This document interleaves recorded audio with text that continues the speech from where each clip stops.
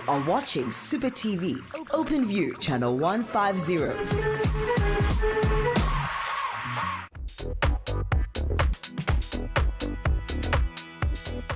You also have the chance to win big. World of sports, super numbers, and live games. Bet with the biggest with Angelino.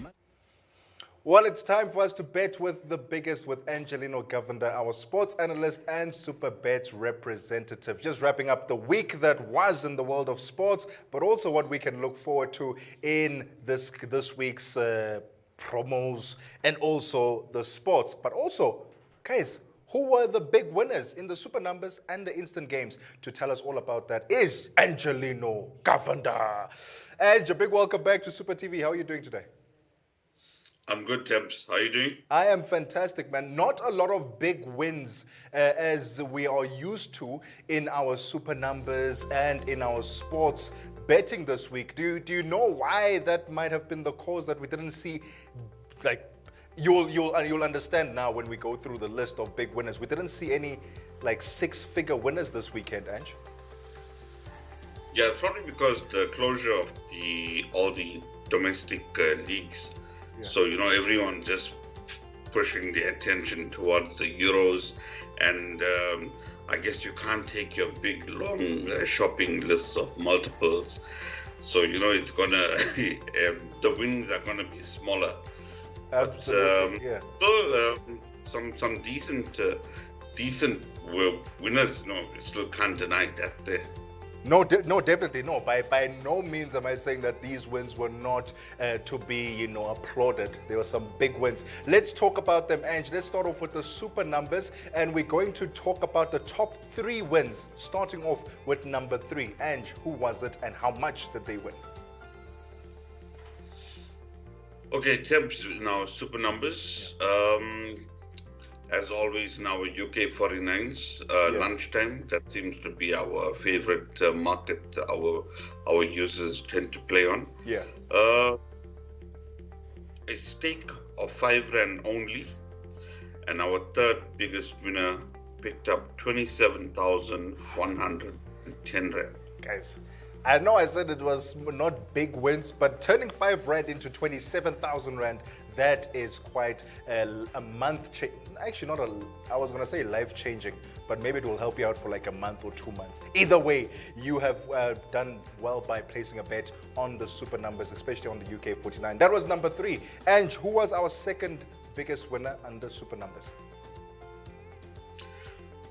Well, if 5 rand was too much for you, then listen up, because our second biggest winner, it was a stake of 2 rand only. And they picked up 55,292 rand.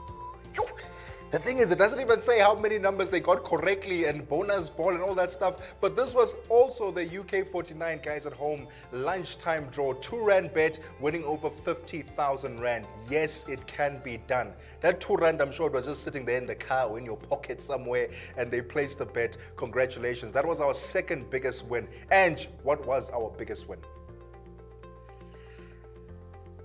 And our biggest winner, UK 49's lunchtime, a stake of 3 rand only.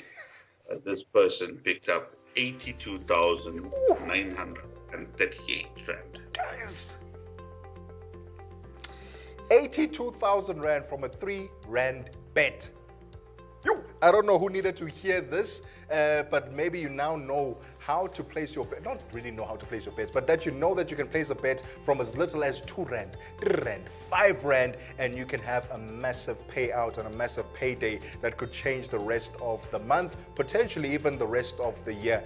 Thank you so much, Ange, for our super numbers. Congratulations to our big winners there on the super numbers. Ange, let's go to the sports now, our favorite. Who were the top 3 winners in the sports betting? Okay, with our sports winners, it was all in the football market as well. In third spot, okay, this was with the multiple bets in the 1x2 market. Yeah. A stake of 500 rand. This person picked up 12,000 665 rand. Sure, congratulations there to our number 3 winner. And the 1x2 market that Angelino is talking about is, of course, your favorite markets, the home, draw, or away market, which is which team will win, which team between the home and away, and whether there will be a draw. But congratulations, this was a multi-bet, 500 rand, turning that into 12,000 rand. Ange, who was the second biggest winner?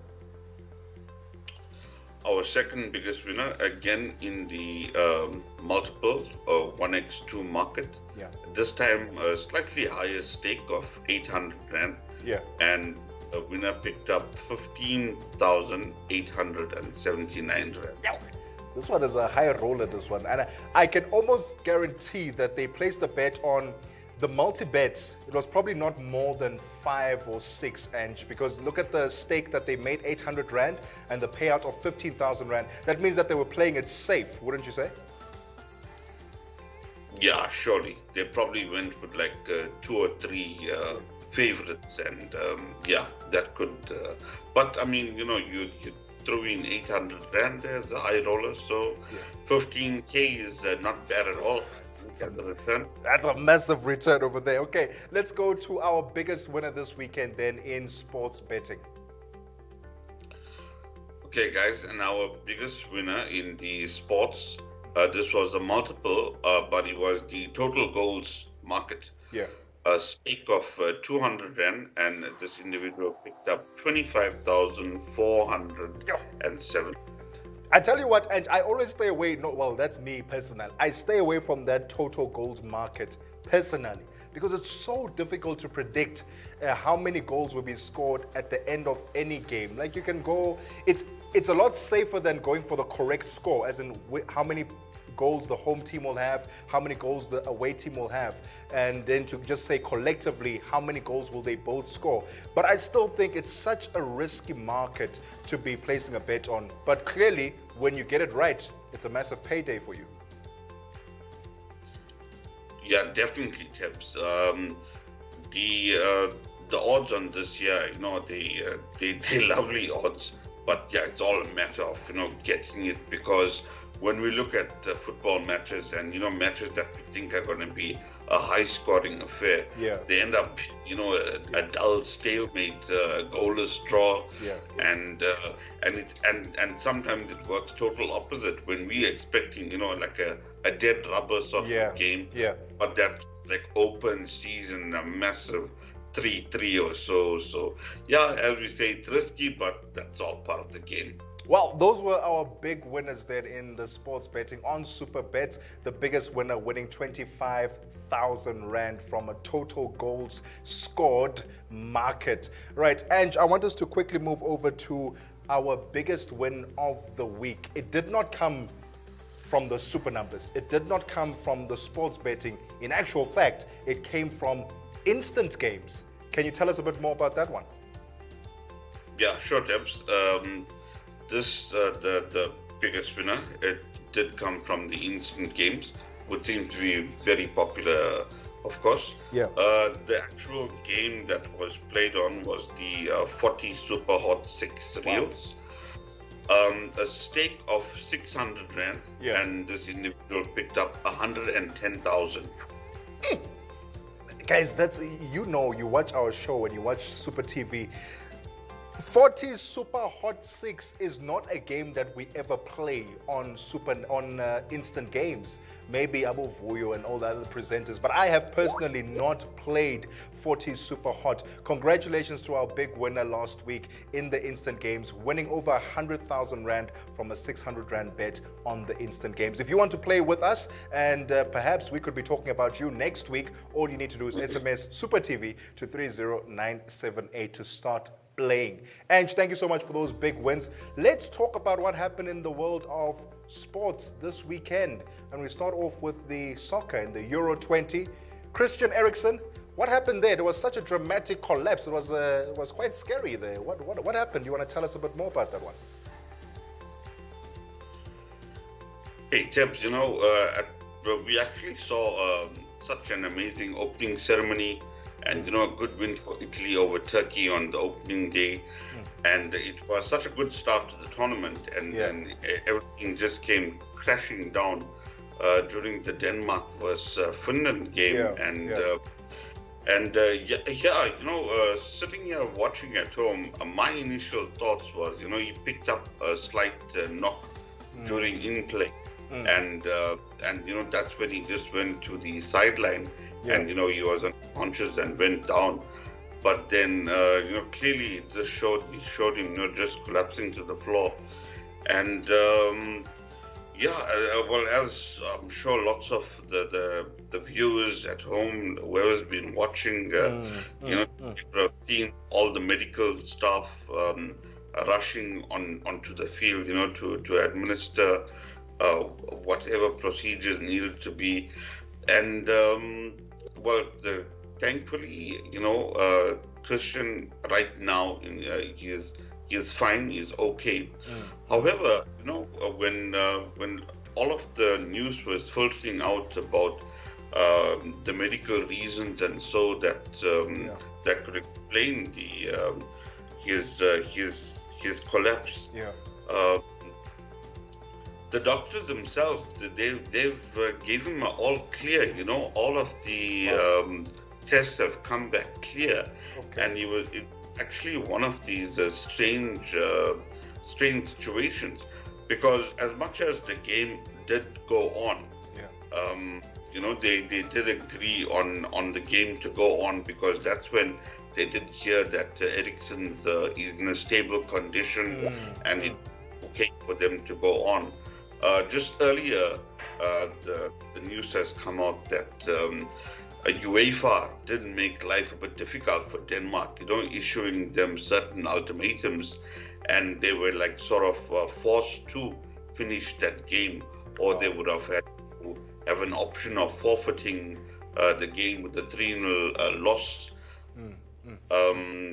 Or they could have continued the game on Sunday, but instead they were put in a situation where they had to go on and try and get a result. I mean, look, it was a sad incident, but they did get news that Christian's fine, so the players still they decided to go ahead. But it wasn't the best of dealings with the situation from UEFA, it's just a bit of a sour taste, because look, this was a terrible incident, and what people fail to understand is they administered CPR for him, which meant that Christian was gone. He had no life in him. And that's when they had to administer CPR and get the defibrillators onto him. And after one pulse, he was back. So when the Danish medical boss and he spoke to the staff, and then they were like, "This game shouldn't have went on." With all respect, but they were given the ultimatum there from UEFA, and they went ahead. Look, it was a big win for Finland. It was the first time they won at the Euros, but unfortunately, it was under these circumstances where the Danish players went of a sound mind. I mean, we saw the scenes there. There's no way these players weren't affected, and it was never going to affect the game. But we just look at it that Christian's fine, and he's in good shape. He's in good spirits, cracking jokes, and that's about the best that we can hear. I mean, look, at the end of the day, his health is the most important, and I think definitely how UEFA handled the whole situation. I mean, I get it. They want to see football and they want to see the players play, but if a player gets injured or it just slightly resembles signs that there's something serious going on here, I think there was good reason for them to have just halted that game and said, you know what, let's deal with him first and then postpone the game or reschedule it for another time. But nonetheless, we are happy to hear that Christian Eriksen is in good spirits. But what does that mean right now for Denmark, Ange? Do you think that they will clear him to carry on playing, or will he be under some sort of surveillance and monitoring the situation before they allow him to go back and play on the field? Well, clearly, I think from a medical perspective, I doubt we're going to see him for the rest of the tournament. But, he was immediately cracking jokes afterwards that, you know what, guys, you're all like in mourning, but I just want to go out and get a training session done. I mean, that's how strange the whole situation is, because everything medically has come out clear. And they just can't, put their finger on exactly medically, what went wrong, apart from knowing that he went into cardiac arrest and he needed that treatment at the time. So I'm sure news will filter out, but my gut instinct is I doubt we're going to see him.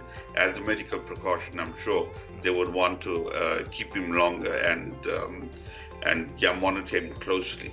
Well, thank you so much for that update, Ange. Let's talk about the other games that took place this weekend. Good wins for your favorite team, England.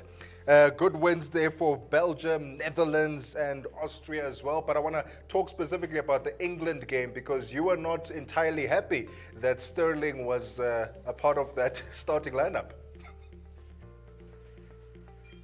I'm a hard English fan, and I think lots of the fans were alarmed when they saw that starting lineup, and we saw Kieran Trippier on the left-hand side when we expected a brilliant Luke Shaw to start down there.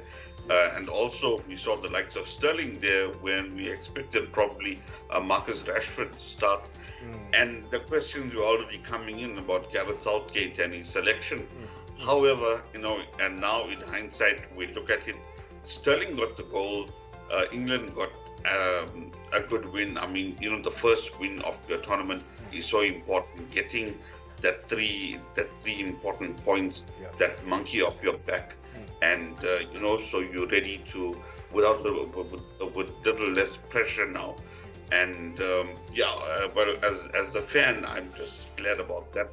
And you got to credit Gareth Southgate, of course, because he is the manager, he makes the final call, and it actually came out to play, as well as the likes of Phillips that he brought in the midfield. Both guys did well on the day, and an impressive win over Croatia. Well, so much more, football to come in the Euro 20 that we look forward to in placing our bets. And Ange will tell us quite a few of those predictions that he would like to share with us later on during the show. For now, I just want to quickly move over to the tennis. Ange, what's happening there in the world of tennis? Roland Garros, we are hearing things about Novak Djokovic, and we hear things about, who's that other guy? Federer. No, not Federer. What's the other guy's name?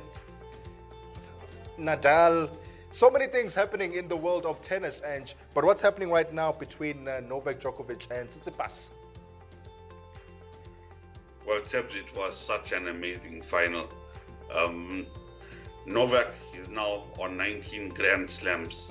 He's just one behind Rafa and Roger. It was an amazing final because this was his greatest achievement as in a Grand Slam final. He came back from 2 sets down to eclipse the young Stefanos Tsitsipas. Novak's the only player in the Open era as well to win all the Grand Slams twice. And he fought back. It was just an amazing final. It's absolutely it's devastating for the young Greek player. He's been riding a crest on the ATP tour right now. Currently, he's leading the point scoring there. Played the most amount of tennis this year. He's been the man on fire. But unfortunately, he had to come against the world number one in his prime, and it took Djokovic. I mean, Djokovic played his best ever Grand Slam final to win this, and you can't take away any credit from Novak. I mean, he has now hit 19 Grand Slams. Tsitsipas, he's got plenty of years ahead of him. He is such an amazing talent, And just a short while ago, I just learned from a friend of mine that, in fact, Tsitsipas, he heard the news that his granny had passed away before his game. So, that could have been a little factor that that sat and played on his mind. Yeah. But then you look at the game as well. Tsitsipas did win the first two sets. And it took Novak, like I say, his best tennis almost ever to come back and win this. So it was crushing for the Greek, but he will be back. He's just amazing, and we are going to see the end of the Novak, Rafa, and Roger era, and then we are going to see the like of Tsitsipas, Alexander Zverev, Daniel Medvedev, ruling in the years to come. But right now, Novak Djokovic, he is the king.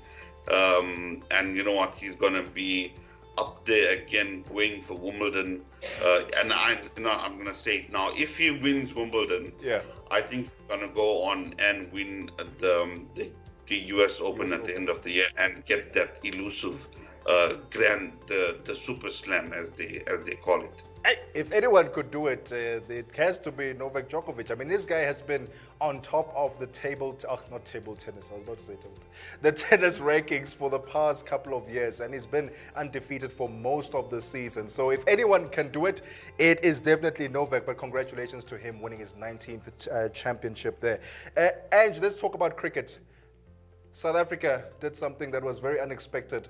Well, no, I sound rude. It sounds like I'm shading. They won against the West Indies. They won by a whole innings and a couple of runs. Ange, what was your take on that game, considering the horrific season that they had prior to the West Indies? I'm talking Pakistan and all the other games. How was your take on that game? Tebs, it's always brilliant to see our boys winning, but also doing well. You know. Just not getting over the line. And it was amazing. Our batting still, we've got a lot of work to do there. That's always going to be the case. But our bowlers, it was just absolute brilliance. From the likes of Lungi Ngidi, Andrik Norke, and of course, Kagiso Rabada. Quinton de Kock was just sublime. His 141 was just an amazing knock, enough to get him the man of the match, which he truthfully deserved. But our bowlers, we know we've got some quick bowlers here, and especially going and playing on those quick tracks there over in the islands. It's good to see. It's good for South African cricket, especially to put smiles back on the fans' faces. And all we can hope is we can get the win in the second test starting on Friday. Oh, well, we can't wait to see that. Hopefully the Proteas will not disappoint us this time around. Hopefully they will win this series, the test in the West Indies. And let's talk very quickly now as we wrap things up. What can we expect in the world of promotions on the Supabets website this week? Well, of course, we've got our rugby early betting that's still going on, Tips, and the Currie Cup also starts this week. So that's going to be on the go as always. Our Super pools are open and they are running both the predictor and the fantasy. And remember, guys, that for the yellow cap, you can earn yourself up to 5,000 rand. So you got get your bets in during the week, and if you happen to be the highest winner in either the predictor or the fantasy, you could be that 5,000 rand yellow cap winner. We've got our Father's Day promo as well. This you just gotta you gotta bet on the live in-play games on any of the Euro matches. And there's a nice 5,000 rand take-a-lot voucher that's up for grabs there. Golf, there's the big US Open that's ahead this week, and the stake refund should be on with that as well. And I think this week is also the French F1 Grand Prix, I'm not too sure as yet, but we could be running our possible 25k predictor for the top 10. So the guys just gotta keep an eye on that. Apart from that, we've got the second test that's going to be on Friday, of course, between our boys and West Indies. Yeah. And there's also a case of the test series final between India and New Zealand, which also starts on Friday. And I think we're going to have a giveaway as well for that there. So it's just something that everyone can look out for. But the main thing that's on the go is both the Euros and the Copa America. So guys, get your bets in nice and early. And where else but to bet right here with the biggest at Supabets. Angelino, as always, thank you so much for your time. Guys, if you want to read more about the promotions, go onto the Supabets website, scroll all the way down to promotions and read all about them. For now, though, I'm going to sign out. Coming up next is Website Tour with Utumi.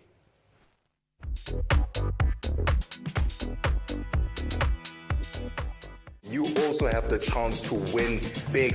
World of sports, super numbers, and live games. Bet with the biggest with Angelino. You're locked into Supa TV. Only on OpenView, channel 150.